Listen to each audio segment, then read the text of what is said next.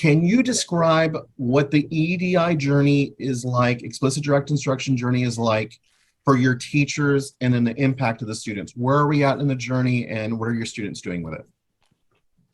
Yeah, I think where we're at with our journey is, so we've done a lot of work around the student engagement norms. I think that is majority embedded in, what we're doing, whether it's the pair share, it's just something we need to keep bringing back to staff, because when we do bring it back, they do it and then obviously it falls off. But I know that they understand what the student engagement norms are, as opposed to the actual structure of an EDI lesson. We've got our learning intentions, we definitely share that with the students. It's the remaining part of the lessons that the teachers know about, how to, like the parts of those lessons. It's now just embedding that in their teaching practice. And obviously, the use of Edusary has been what's helped support them. But that part of the EDI lessons and teachers creating those lessons themselves, that's something that we definitely need to continue to focus on. No, we need to think about lesson design, Joel. That's the next thing. Yeah. Okay. Let me make a note of that for next session so we can focus on lesson design a little bit more. Yeah, but we do more daily review as opposed to the periodic review. We've done a bit of work with Lorraine Hammond, and she does a lot around daily review. So that's something that we've grabbed onto. So the reviews are definitely embedded in our maths lessons, in our spelling as well. But yeah, we have that periodic review of them. We cycle a lot of those things back, but we don't just do the reviews periodically, if that makes sense. It's done daily. Yeah, the periodic review, you remember the brain research, it's what, 1 day later, a week later, and a few weeks later. Yeah. But if you just do periodic review every day, you need to make sure you're staggering some of the stuff from way back and not just doing the warm-up from the last couple. Right. Well, so we've got a cycle that we use with the teachers. So it's something. And keep in mind this, you remember in my training, I always say, when you do a review, the teacher has to work a problem first. If you don't remind the students how to do it, it's a quiz. They're not, the kids who are a little behind don't get the benefit. They're not getting a great repetition. So I did a big study with a principal. We went around like 6 or 8 classes, and he said he was kind of mad. Said the students are not doing the review problems, only half of them. And I said, because only half of them remember how to do it, and they're just looking at the wall. So the rule for periodic review is it has to be a facilitated review. You work a problem, you have a worked problem, they do it in pairs. Otherwise, the kids who have it are getting more fluid and faster, and the students who don't have it aren't getting any benefit. And you actually make that, you probably heard of the achievement gap, you're making it wider.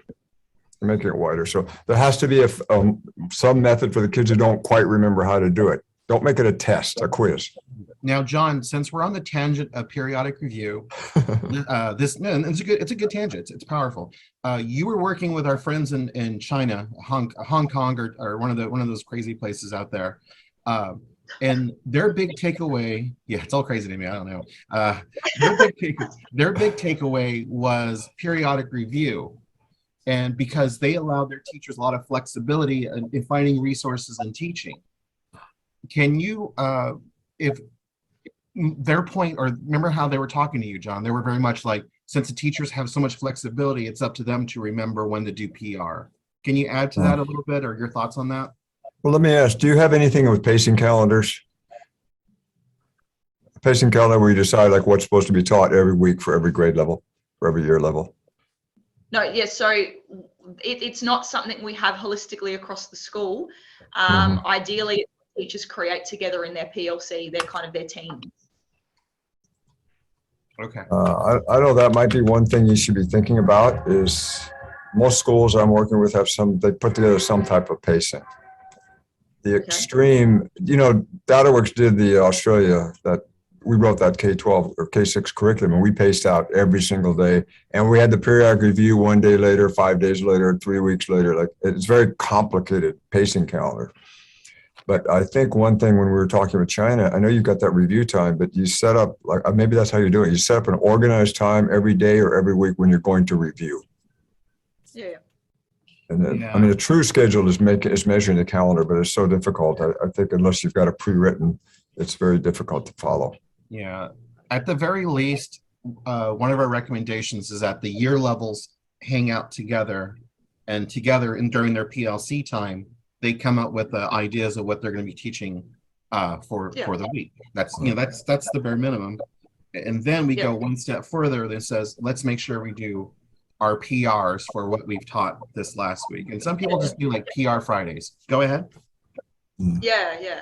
So ideally, that's what we don't. There's not that a consistent. We did it last year when we did our spelling. So we mapped out our spelling, worked out what the expectation was, how many like rules we were obviously cycling back, and obviously then that embedded in for maths, but not other subject areas. It's not something. And since your leadership, I'm going to tell you, teachers don't like it. It's work that needs to go into it. And however, I think the way we should think about it is accountability, and we get to measure what we're supposed to be teaching every week. And for leadership, it's kind of nice that if I go into my year 3 classrooms, they're at about the same pace, they're at about the same day, and we're able to sort of compare all of our classrooms at the same time.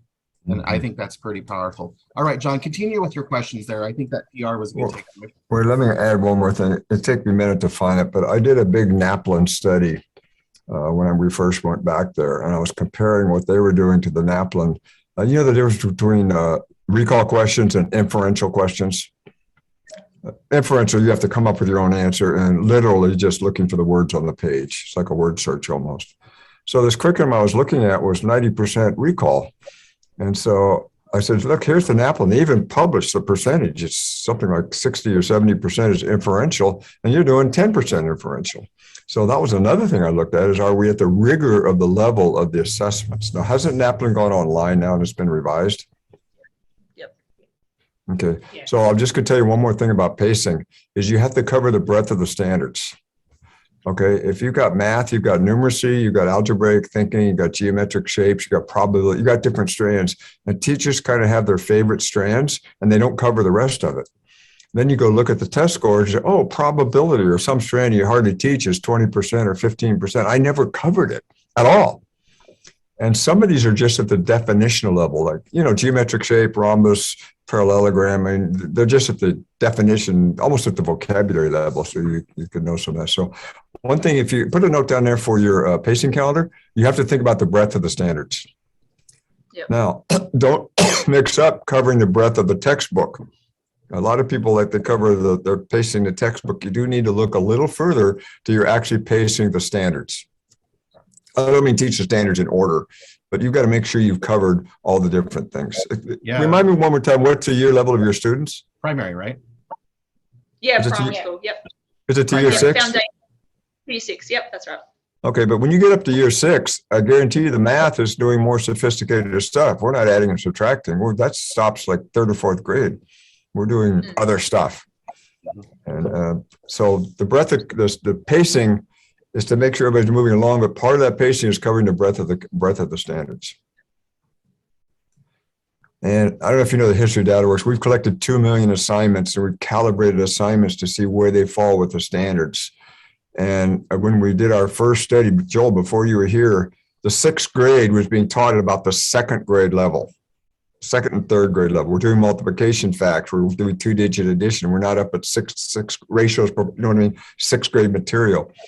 So if you really want to go all out for leadership, collecting student work is another one. And what you actually need to do is we collect a week of student work from every teacher. And if you want to do the full bore, I can tell you, it's complicated to do. You may not get to the full level, but you pick 3 students, a low, medium, and a high student, and you get an envelope and you collect every piece of paper they do for the work. Homework, quizzes, instructional pages, no judgment calls, everything goes in the envelope. Then you sit down and you get the standards in one hand and those works in the other hand, and you write you write the standard that's on there. It's a great training exercise for the people who do the calibration. All of a sudden, you really start learning the standards because now you're trying to apply what does this look like on the page.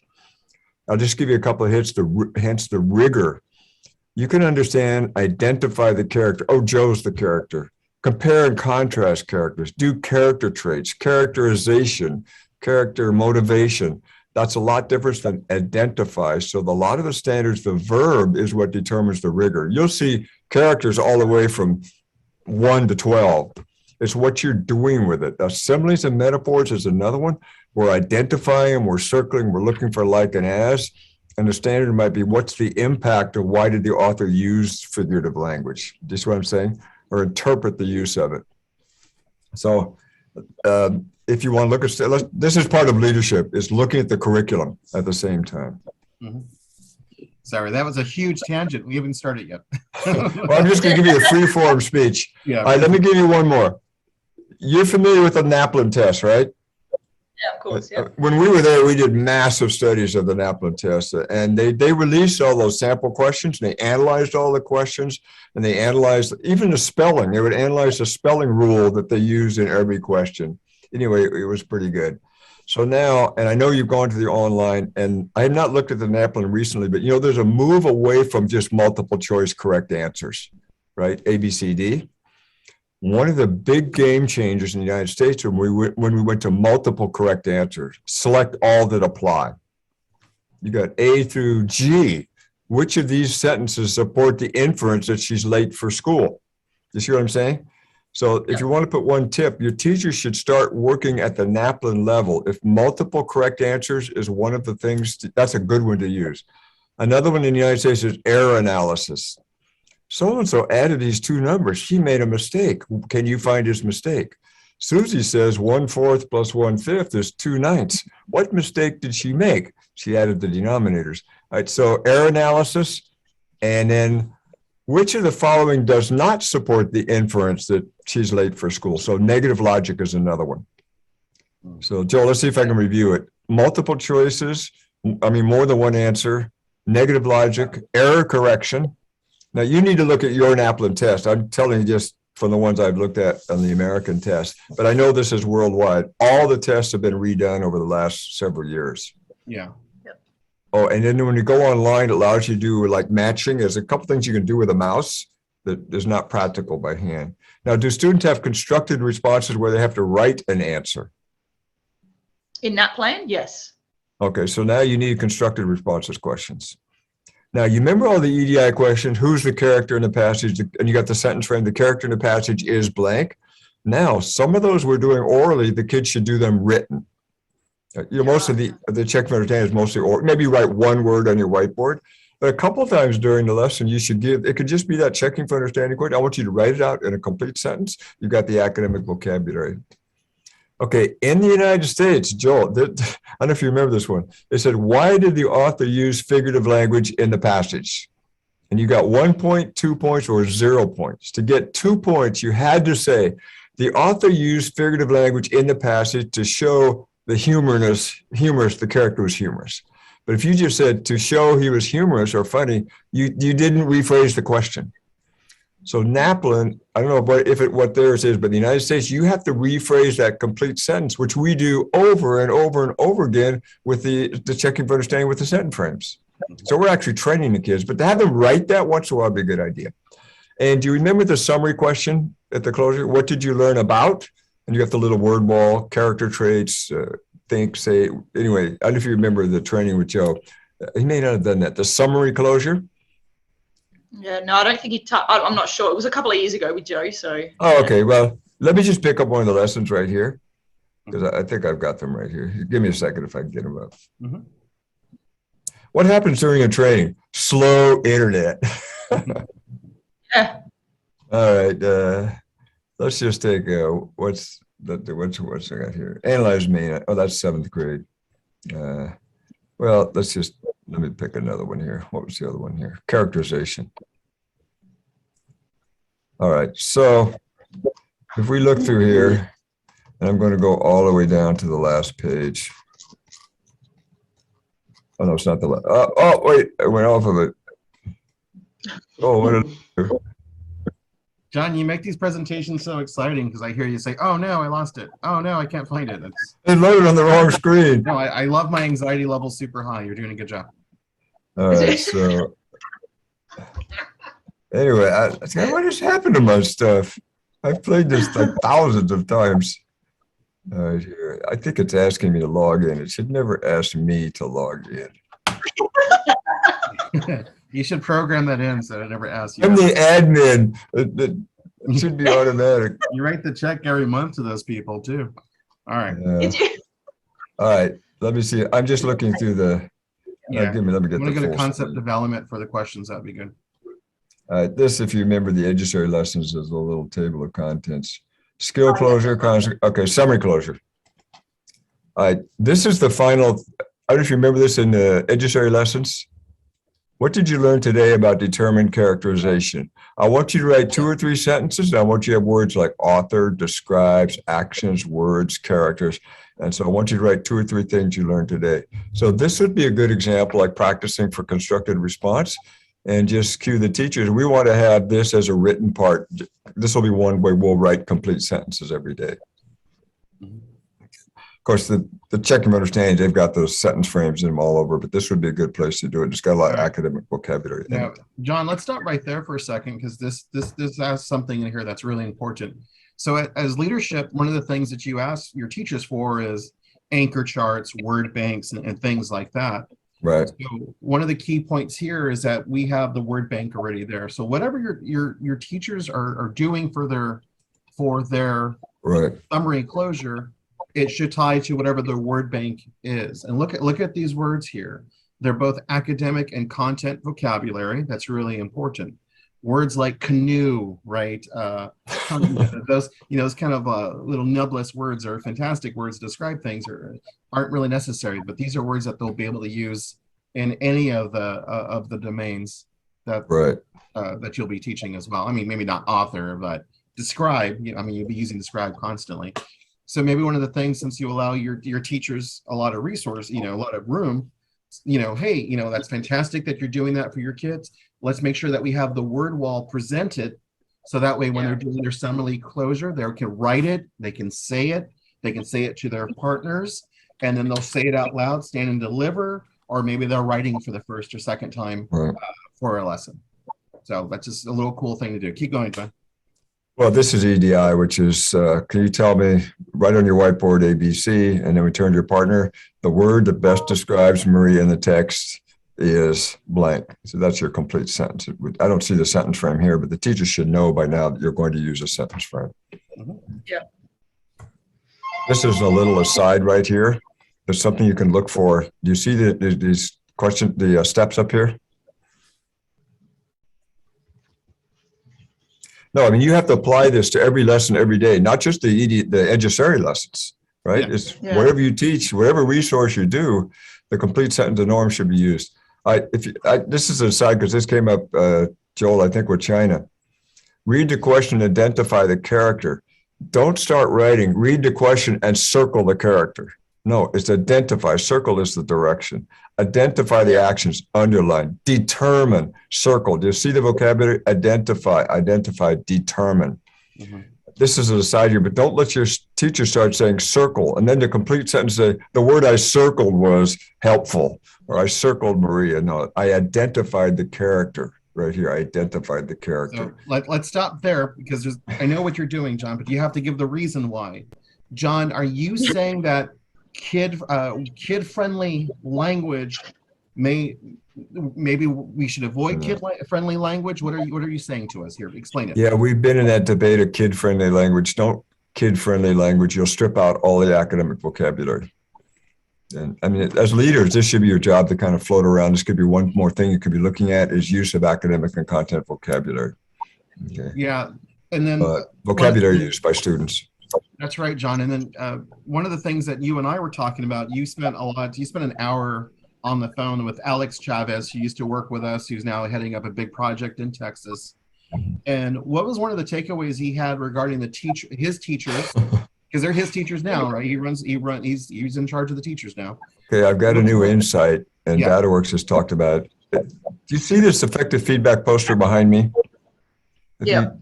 Are you familiar with that? When the students all come back to you, de-escalate, provide a multiple choice, cues and prompts. This is helping students when they get stuck, okay? I don't know if you actually did that. I know Joe did some of that. I know he did. I'll come back to you. Yeah. Because those are typical things we do all the time. All right. Yeah. We haven't done too much around the effective feedback, though. We've really just done more work around the student engagement norms. So that's The not norm, something. yeah, you've worked on this one, right? The red poster? Yeah, yeah. Yes, correct. Yep. This is teaching. You need to do this. Teacher, when should you do this? I say, every time you open your mouth, every time you do anything, this is what you're doing. If you're not, you're just, Sylvia used to, I said, John, you're droning, you're teaching yourself. You're not teaching the students because they're not doing anything. All right. So this is one, this should be think about leadership. Okay. This is, remember we teach to 80% and effective feedback to 100%. Okay. So these are the strategies when students can't answer. 2 wrong answers to reteach. That's at the class level, 80% the whiteboard. If you got 50% is boards down and reteach. Then you're going to cue the individual students and bring them along. So these are cues and prompts are easy to do. I'll come back to you as like an eye opener. That's a great coaching one. The teacher gets frustrated, you say, come back to her, come back to that kid, come back to that student, we'll do it again. So these could be coaching too. Okay. All right. So now this is the insight. The teaching part is not so much the important part, is to correct the feedback to stop mistakes. The teacher's primary goal that I just said yesterday was to stop mistakes, all right, and not let the mistakes get internalized. I have a video of a student saying 6 times 8 is 42. He's in high school. He's been doing that for 10 years. He's had the wrong thing has gone forward. And that means every time in algebra or any class where it had that multiplication fact, he got the problem wrong. The state test, the algebra test, he missed the problems that had 6 times 8 just thrown in there someplace, even though he understood the content.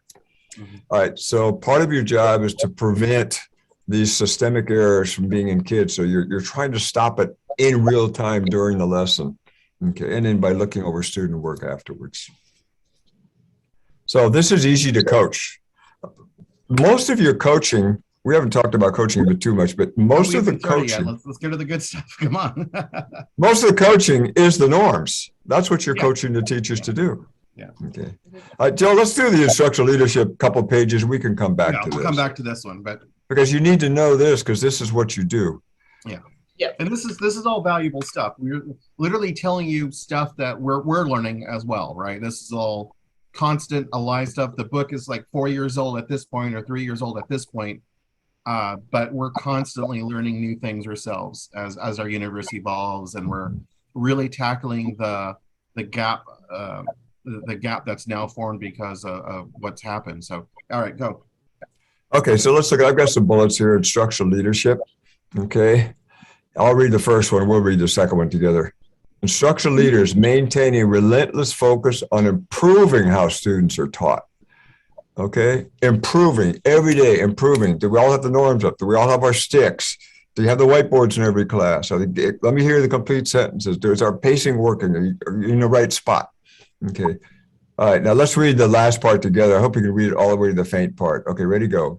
Focus on the instructional program. Plant managers focus on the facilities. A lot of leaders I work with, they're really plant managers.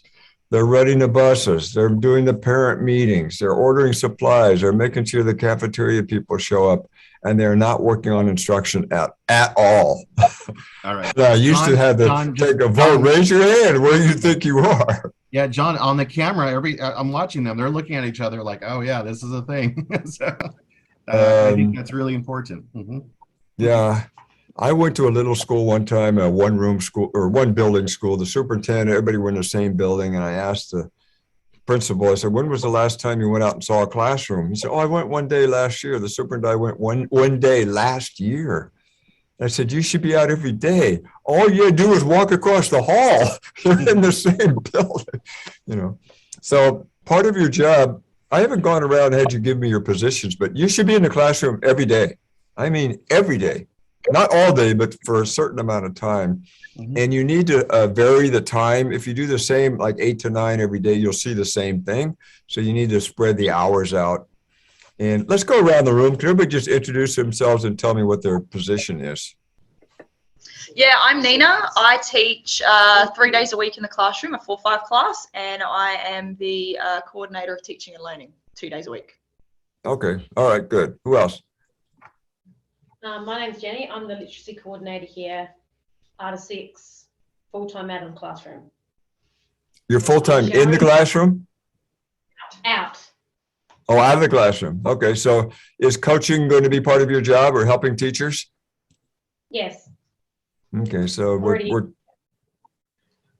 okay. Let's go to the third person or the next person. Yep, I'm Sharon and I'm the principal. Oh, I didn't hear that. You didn't hear? Sharon? Okay. I'm Sharon and I'm the principal. Oh, you're the principal? Yes. Yeah, my mic, the speaker cut out. I'm Sharon, I'm blank. The sound dropped out right in the middle of the word. Okay, do we have anybody else there? Yes. Yes, I'm here. Sorry. I'm Emily, and I do 3 days in the office as the assistant principal with a focus on inclusive ed, and then 2 days in a 4-5 classroom. Okay, so keep in mind now, the leaders, the principal, you have to redefine your jobs, instructional leaders, to focus on the instructional program. And part of every day should be out in the classroom floating. And we're going to talk, the floating really means cueing. Initially, you could just be watching, but you're going to be cueing, give me a complete sentence, give me a pair share, and do these things. Yeah. Joe, are we ready for the hand signals for the coaching? Yeah, let's do it. All right. I don't know if you can stop sharing your screen so we can see all your hand, because we're not in office, we're in Zoom. Let's do this. Oh yeah, I'm too small. Okay, now I think you can see the posters behind me. All right. Yeah. Okay, let me just tell you, the classroom coaching is really the norms. You cannot redesign a lesson on the fly in front of the students. This is what you're going to cue, is what's in the back up here. All right, so let me just give you a couple of them. Okay, can you see my hands? This is the pair share symbol. Show me the pair share symbol. So if you're in the back, and you're going to teach your teachers, if I'm going to come in the classroom and I see you do this, I'm cueing you, like, you should give a pair share. We're ready for a pair share. Okay. Yep. All right. This stretch is give me a complete sentence. Okay. If the students are answering in 1 or 2 words, or the teacher doesn't have the sentence frame, then you can just give this cue. I mean, you could say it, but I like to use the cue as a sentence frame. And the teachers all have to know this. And you have to do this enough that the teachers have a meltdown if you give them a cue in the middle of a lesson? I don't think No, so. I don't think so. Okay, great. Because I've had some teachers, it's backfired a little bit. Several years ago, when we put this poster for the first time, it was a summer school program we developed. And we said, we're going to have coaching every teacher every day and video at the camera. I mean, a camera crew, not a handheld, but I mean a full camera every day. And within a few days, they didn't even know we were in the back of the room filming and doing all this stuff. So I say, if teachers are nervous about being observed, they're not being observed enough. You need to be enough that when you come in a room, it's just like second nature. They don't even worry about it. Okay, so whiteboards is like the little flip. Can you show me like you're flipping a whiteboard? Yeah. Okay, the check for understanding is like you're pulling the stick out of a cup. The check for understanding. Now, this is another one. In EDI, you cannot talk too long. Even Joe will tell me in a minute, John, you talk too long. People need to do something. Okay, so I don't have a signal for that. I've heard do something, try to do something. Maybe you just make a signal. You need to do something. You've talked too long. You can come up. I've heard this one. I've heard this one, like a football or a soccer cue or like this or whatever. But see if you can come up. Do something really means the kids need to read something with you. You've talked too long, and you need to say, have the kids read that next sentence with you. Okay. All right. So we've got, those are the general ones. Now, there's a couple of other ones you can coach, like this feedback one. Now, this coaching means you've already going over this with the teachers. They already know everything that's on here. You're only reminding them to do it. You're not giving them any new information. If you want to write this down, it's called criterion reference coaching. We have the criteria. It's the student engagement. It's the complete sentence, the parachute. We have the criteria. If students are stuck, you can say, I'll come back to you. So these are all predefined. Yeah, let's stop there for a second, John, because they probably have questions for us too. But I want to make sure, John, what's that term you use? Criterion reference. Is that what you're saying to us? Criterion. You're not coming up and say good lesson, bad lesson. You're saying, I saw a good use of pair shares. The students were practicing their answers and getting ready. Right. Now, Or you can say, could you add the sentence frame at the beginning so students will have more of their sentences? right. But everything you're telling them is just something you've already got. Beautiful. Yep. Now, John, I think this is really important because, and I always make fun of John and Sylvia because I call them robots sometimes because they're just like all this, right? And I'm very much like, I have to work, you know, in your situation, you have to work with these people. They know where your car's parked at.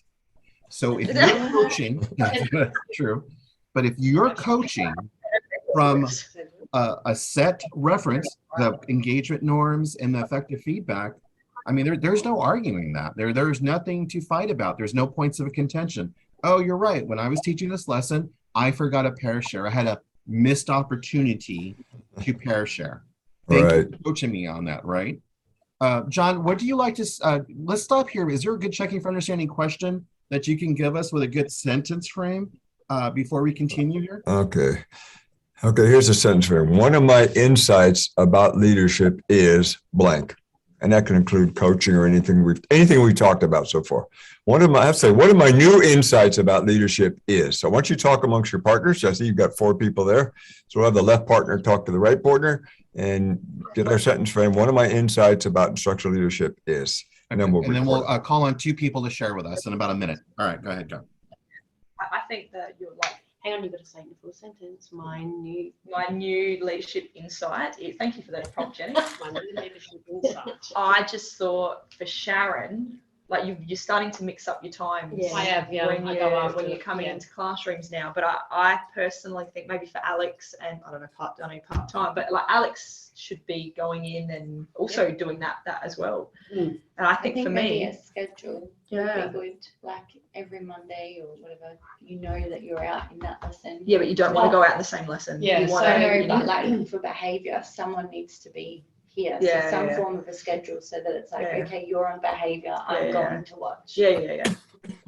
Like, I actually don't care about behaviour, so they can find me if it's that bad. Yeah, They yeah. will find me. Yeah. Don't worry, they ring Yeah. class after class after Yeah. class. They track me down. Yeah. And I just let her do that. Or you Yeah. take the phone.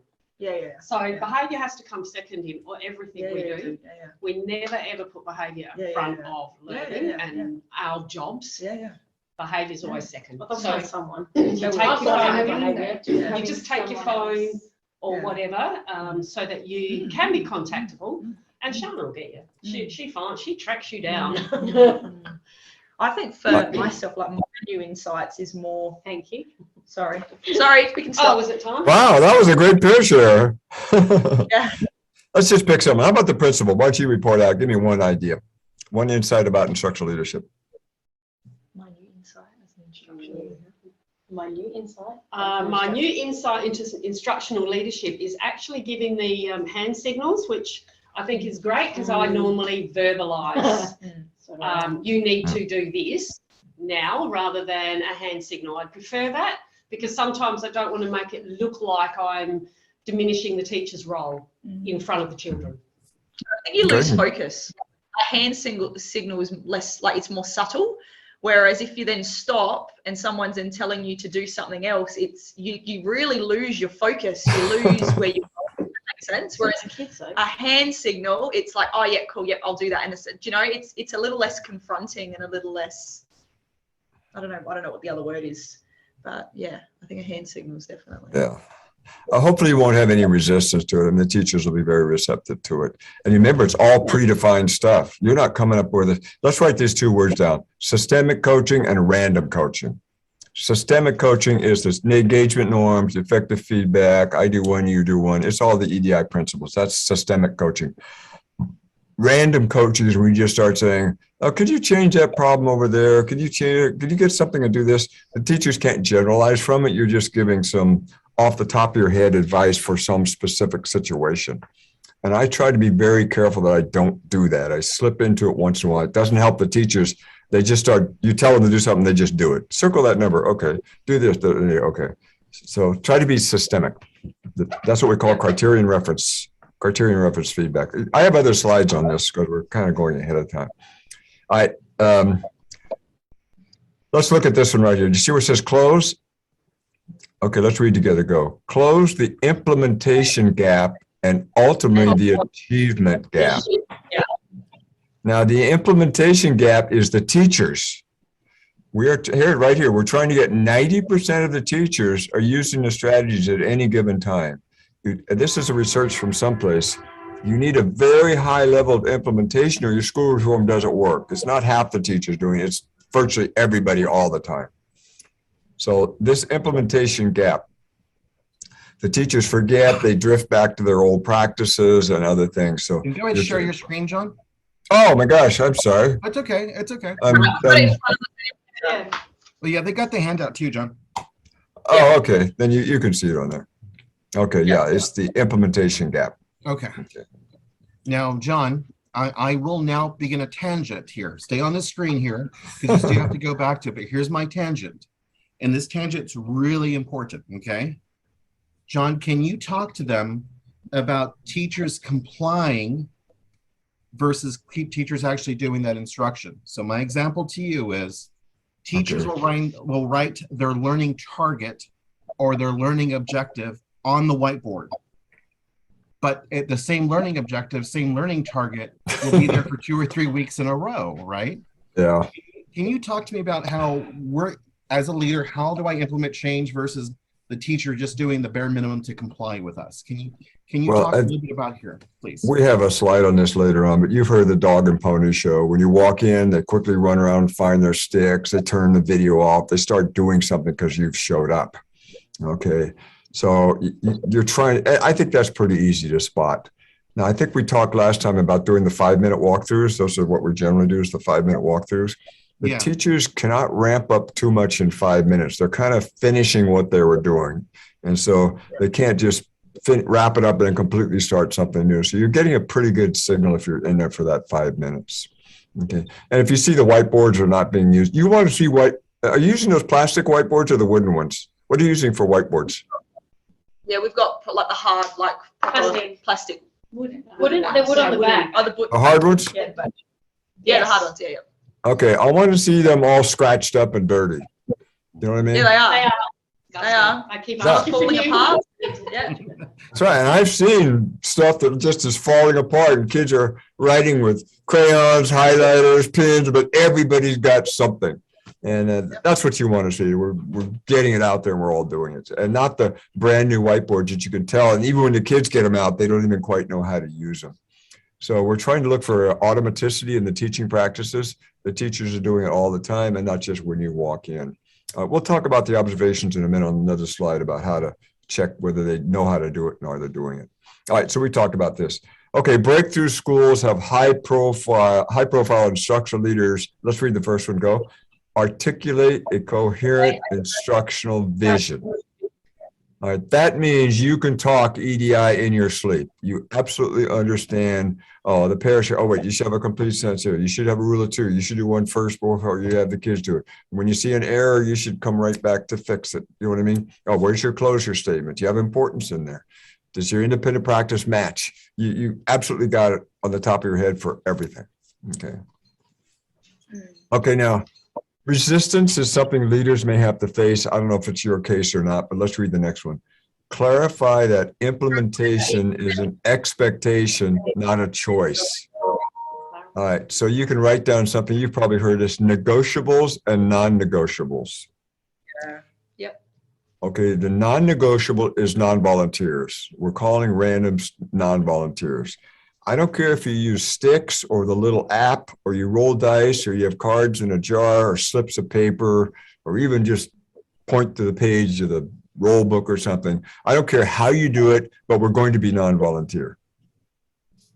Okay, so this is something you're going to kind of learn as an administrator. You already have is where you draw the line, and you're going to have certain things we're going to do, and then how you do it, we can leave a little wiggle room, but there's no debate that we're going to skip and go back to hand waivers. Okay. All right, observe instruction and can. Let's read number one. Recognize and name the research-based strategy that teachers use. So anytime you're in there, you can say, oh, this is skill development. The teacher's modeling how to do it and asking questions. Oh, this is guided practice. The kids are showing on their whiteboards. Well, no, that's not guided practice. That's a checking for understanding question in concept development.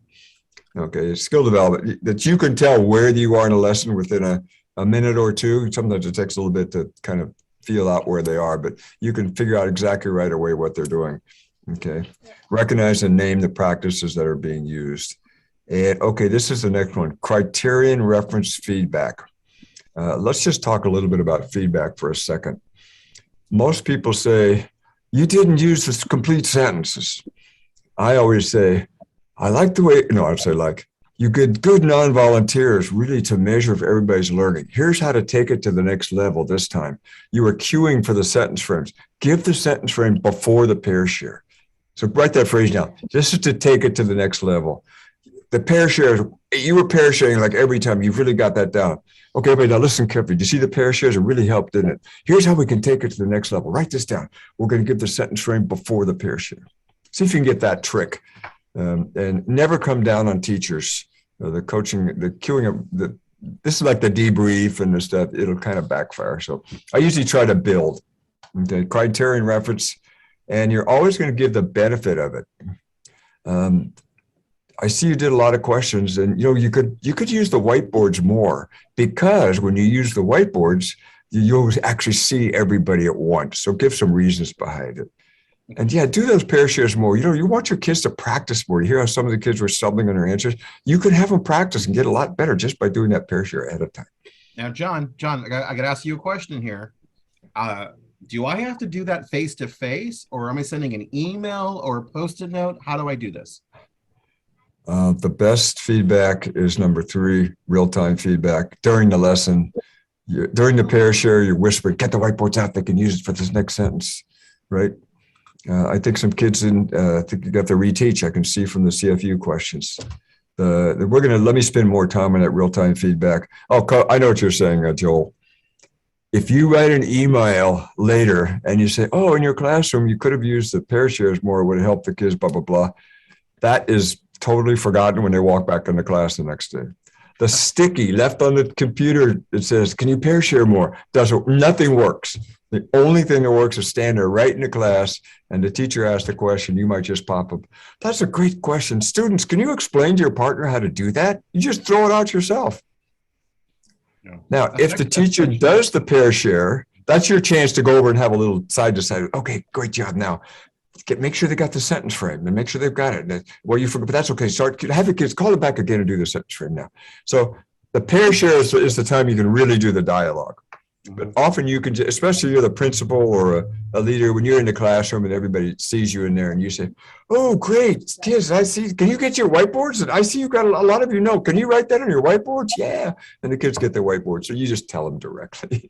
Right. John, anyway, real-time feedback, the notes, the email, none of that works.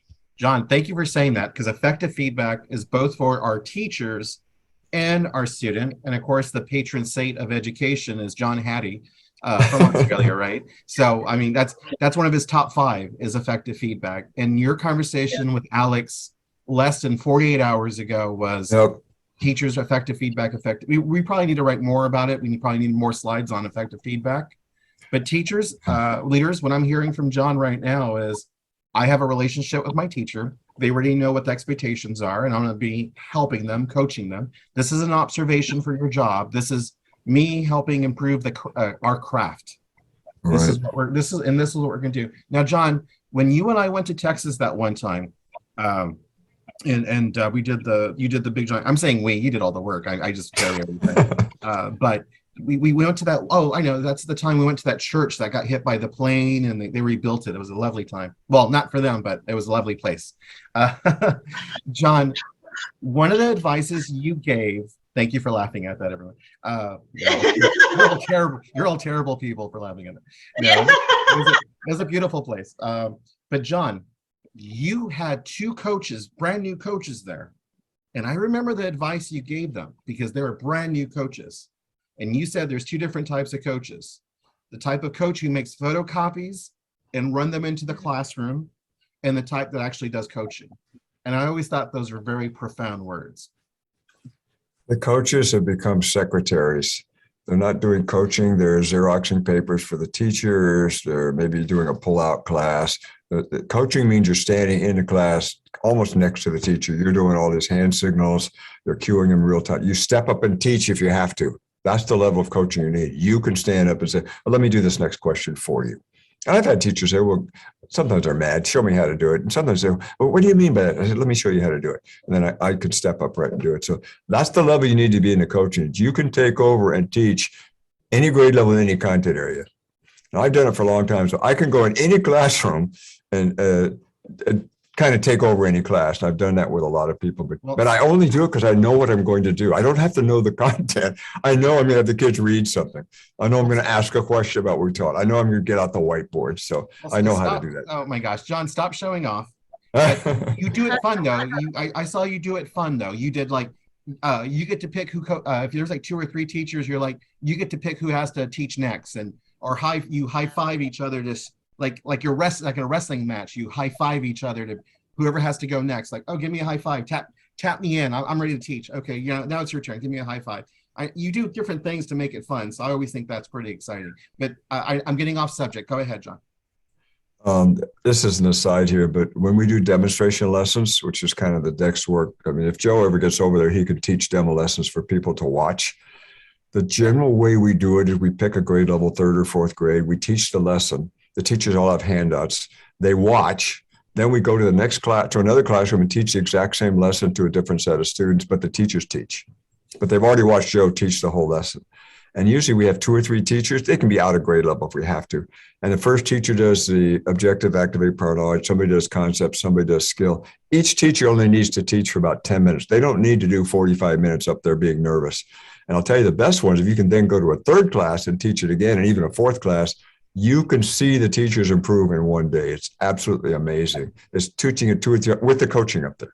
And everybody's in tune. Oh yeah, pair share. Oh, have the track reading first. Wait, there's some errors. How do you do that? How do you address the students who are confused or stuck a little bit? So if you do that, and a demonstration is kind of you being able to, as a coach, being able to just step right in and do it also. And then this is another one. When I do demo lessons, the teachers try to write down, they try to memorize what I did. I said, forget memorize. You know what I'm going to do. I'm going to pre-read. I'm going to have the kids read. I'm going to explain. I'm going to point to the thing on the page. I'm going to have them hold up their whiteboards. I'm just doing the strategies over and over again. Don't try to memorize what I did.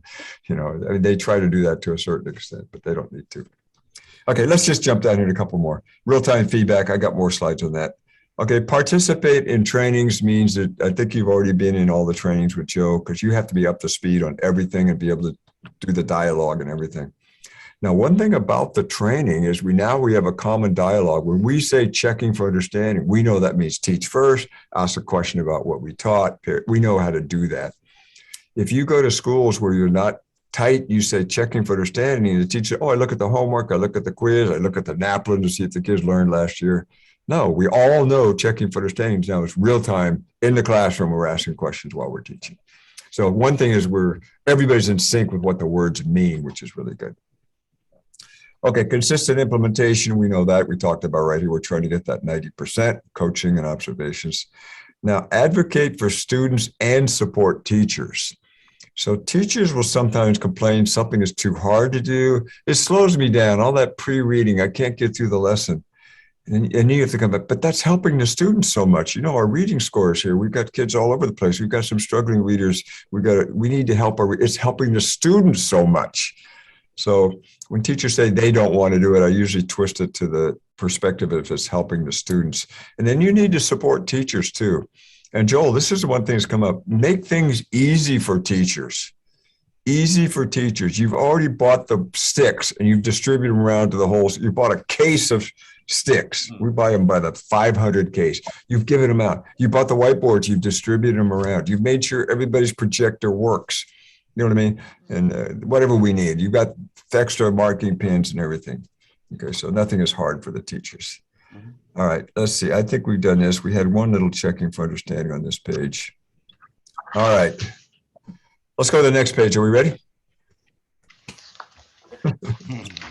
Good. John, don't say a thumbs up if you're ready. Don't say that. Turn to the next page. No, we don't have that. Oh, maybe you don't have all the pages. You have this page? Yes. Yeah, we've got that page, yeah. And then our next page is this one here. I don't know if you can see it. Rising test scores. Does it have a page number on the bottom someplace, a slide number? It says 5, I think. says a change in philosophy for improving student achievement, history of DataWORKS educational research. No, but what is there a slide number down here in the lower left? It says 5. It's only got a 5, so I know it was 15, 20. It's 5? 30. It cut out. It's cut out a bit. So the 5 or 15, I reckon. This one? No, No. go to 15. 1 It's 5? cut out. All the numbers cut out.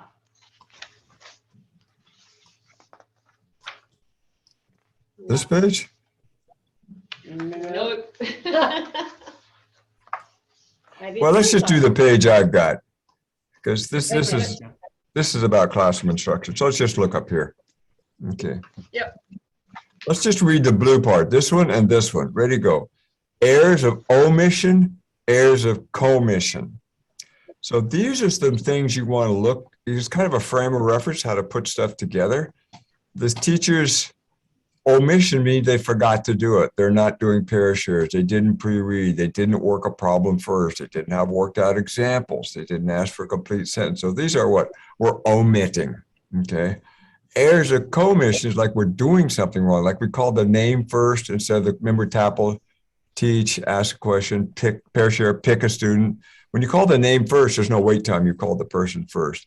Accepted shout outs. That's the kids calling out the answer. Forward questions, you ask the question before you've taught it. Okay. So these are commissions and omissions. Okay. So it's a nice way to kind of classify stuff and kind of look at it when you're kind of doing it. Are we forgetting to do stuff? Are we just doing something incorrectly? Or are we using some old habit that we need to think about? Okay. Now, have you ever seen, I don't want to say inquiry teaching, but teaching by questions? Okay, if the whole lesson is by questions, who knows what circumference means? Who knows what pi is? Who knows what a circle is? Pretty soon you're doing instruction by interrogation. You're just asking and asking and asking. It doesn't say in here, but forward questions mean you're asking questions before you're taught. See if you can recognize that. Some people, that is their technique of teaching. They continually question, they get wrong answers, and then they kind of correct it and smooth it over, and they just kind of keep on going. You know, in EDI, we have a written concept definition. We have pictures to point to what that definition means or paragraph. So we're always delivering the content up front. Then we have a question afterwards. Okay. Commendations, I talked about this before, related to specific strategies. Try to avoid good lesson, bad lesson, I liked, I didn't like. Try to get this good use of pair shares and higher order questions, help the kids internalize, and help to ratchet the lesson up, get the little benefit in there. So commendations. Now, recommendations.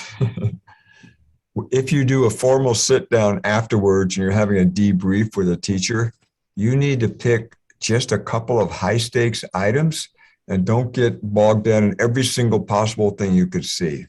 Just pick one or two, or well, it says 2 or 3, but maybe even 1 or 2 things that you can do.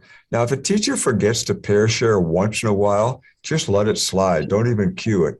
But when they start forgetting it over and over and over, then you need to come in with the coaching and then have it as part of your debrief also. So the 2 classifications here, omission and commission. We forgot to do something, or we did something wrong. Joel, have you ever seen teachers, they're so excited in the sticks, they use the sticks to call students to hand out the papers? Yeah. Or to take the lunch money or something. Yeah. I mean, that's okay if you want to do it, but you're not doing checking for understanding because you're calling a random student. That's okay for what it is, but don't confuse that with true checking for understanding where you're calling on volunteers to measure learning in the classroom. The only little bit of homework that we do have is we need you guys to walk through the classrooms. Try to be in there for 5 minutes. Tell us what you see when we come back. If you feel comfortable doing coaching, go ahead, stop sharing screen, John. Stop sharing. And just go over the gestures one more time really quickly, then we'll let them go. John, show us the gestures one last time. Please go. We're going to pair share, complete sentences, get your whiteboards out, flip up, call a time for a CFU question. Yeah. And I don't have the last one to do something. Yeah, do something. Do something. I know. All right. Well, thank you, John Hollingsworth. And thank you, leaders. We definitely will talk to you very soon. And all right. All right, we got it. All right. Thank you, John. Bye, everyone.